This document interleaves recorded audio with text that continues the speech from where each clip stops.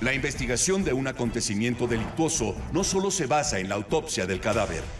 Diferentes profesionales de la ciencia forense participan para encontrar y determinar las causas y responsables de una escena del crimen.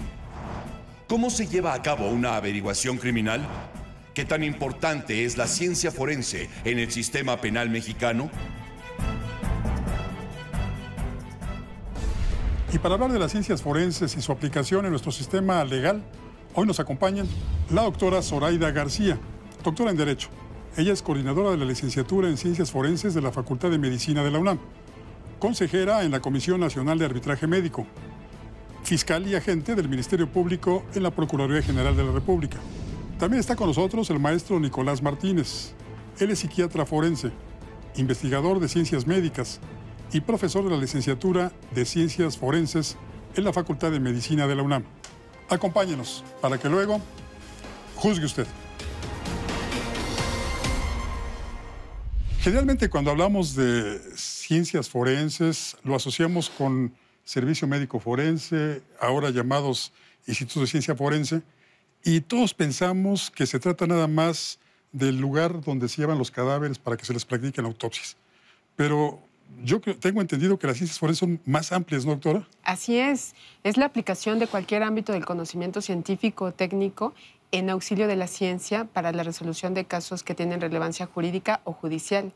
Entonces, no nada más se trata de analizar cadáveres o de resolver delitos de violencia o de muerte, sino que podemos aplicar las ciencias biológicas para conocer orígenes de sustancias como pueden ser la saliva, el semen, o también podemos aplicar la toxicología, la genética, las áreas psicológicas, las áreas criminalísticas, las áreas de físico-matemáticas para saber un movimiento, una caída, o incluso aplicaciones que tienen que ver con el comportamiento humano en general.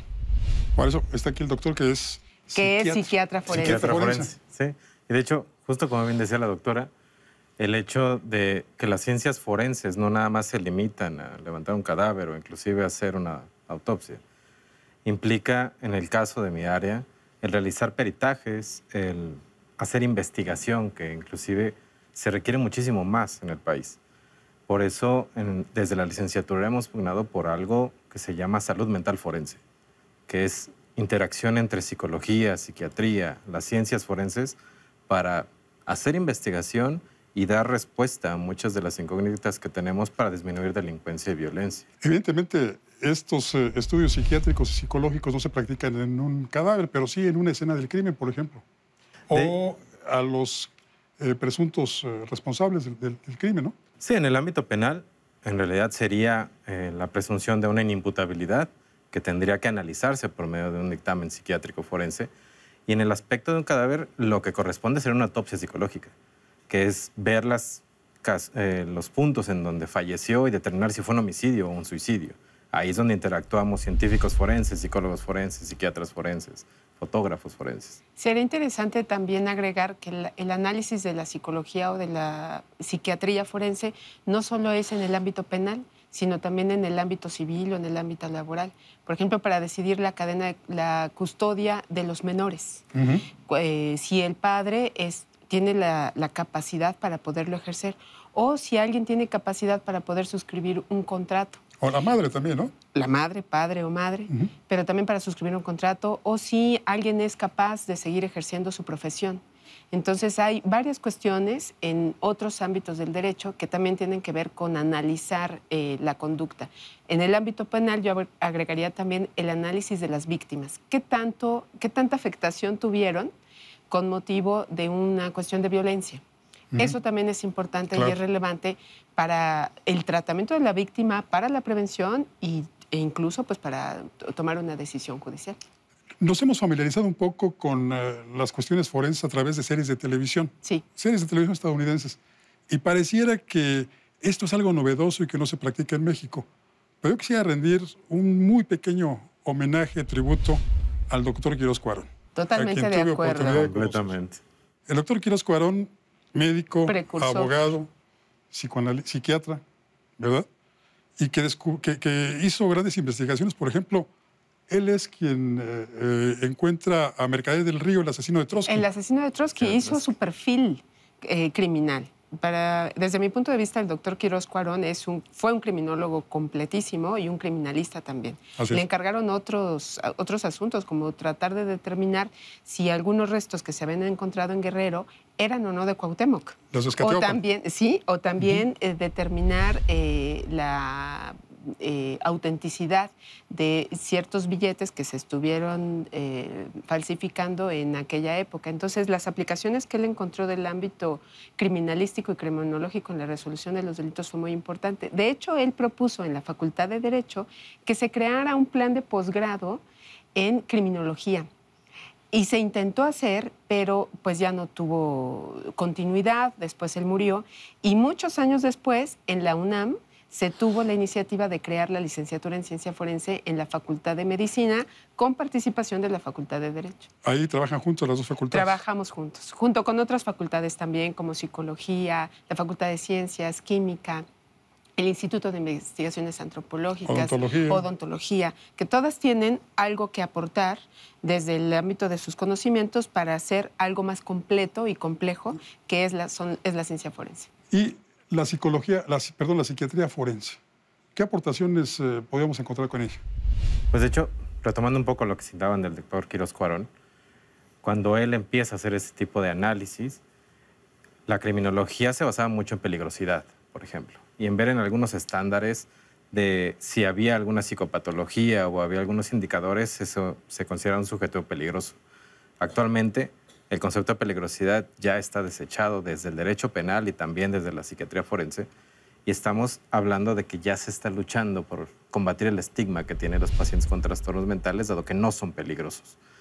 Y en ese punto la psiquiatría forense ha ido avanzando en determinar cuáles son los factores alrededor de un sujeto y no dentro del sujeto que pueden determinar una reincidencia, como podrían ser factores sociales, factores ambientales, y que pueden generar que alguien pueda reincidir delictivamente para quitar este concepto de que los pacientes con trastornos psiquiátricos eran los peligrosos. Hubo un momento, un personaje, no sé cómo, creo que se apellidaba Jaubert, que hacía retratos hablados de los presuntos criminales y los comparaba con animales.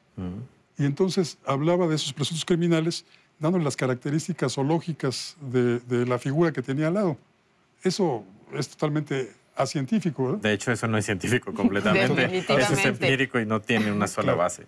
Lo que se está haciendo desde ciencias forenses junto con la psiquiatría forense es darle el sustento científico.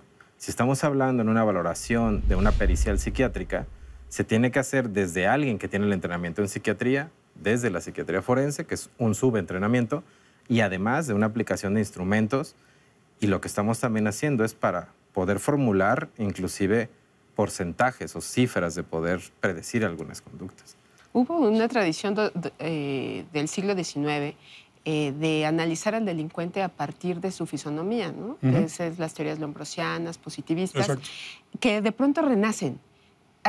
Yo me he dado cuenta que ha habido teorías no solo nacionales, sino internacionales para ir relacionando la cara o ciertas características incluso de piel respecto de nuestro comportamiento.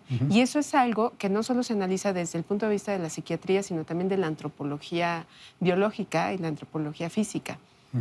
Precisamente para dar datos duros y científicamente argumentados de que eso no puede relacionarse. Ni nuestra condición social, ni nuestra fisonomía condiciona nuestra conducta como se pretende señalar. Además, me gustaría agregar, existe la genética conductual, de hecho, desde la genética psiquiátrica, que ha estado investigando justo que no existe un gen del mal, que antes se pensaba que si uno tenía una característica específica, una variante genética específica, ya nacía prácticamente con una maldad dotada para poder ser un homicida serial.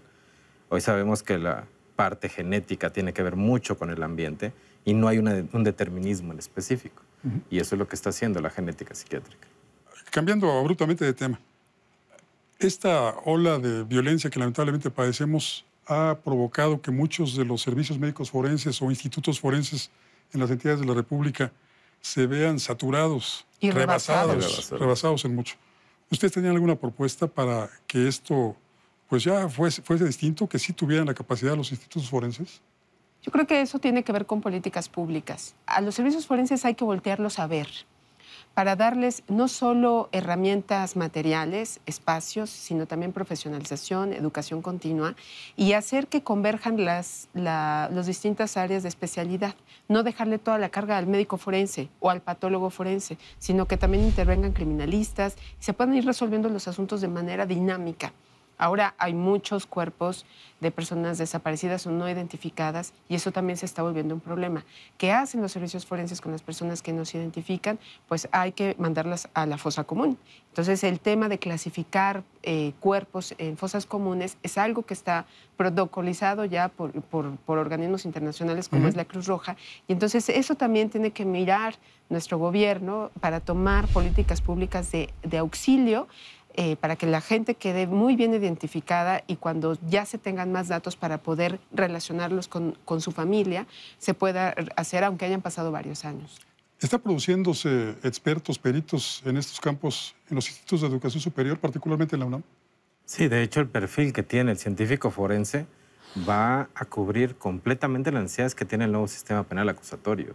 Es una persona profesional con formación científica, con formación estadística, con una dimensión bastante amplia de áreas de interés, desde la criminología, la criminalística, la psicología forense, la psiquiatría forense, toxicología. Bueno, seguramente olvido varias porque son muchas pero disciplinas vienen desde bastantes áreas. que va a ayudar a poder poner estos puntos en donde ha faltado una figura en el nuevo sistema para poder dar resolución a los delitos. Y ahí me gustaría también acotar un poco de la opinión previa, que también políticas públicas en donde se pueda dar información y abastecer del conocimiento a los actores de justicia es lo que se necesita para también mejorar el clima que tenemos, para disminuir la violencia. Ojalá. Pues nos faltó tiempo, porque el tema es muy abundante. Nos falta, Siempre pero nos muchas falta. gracias. Muchísimas gracias, doctora. Muchas gracias, qué amable. Doctor, Un placer. Gracias, buenas noches. Ya escuchó usted. Las ciencias forenses no nada más se refieren a las autopsias y a los servicios que prestan los CEMEFOS o los institutos precisamente de ciencias forenses. Ahí está la opinión de los expertos. Así que ahora, juzgue usted. Soy Francisco Rodríguez, le agradezco su atención. Lo invito a que nos reencontremos aquí la próxima semana. Mientras tanto, le deseo como siempre buenas gracias y muchas noches.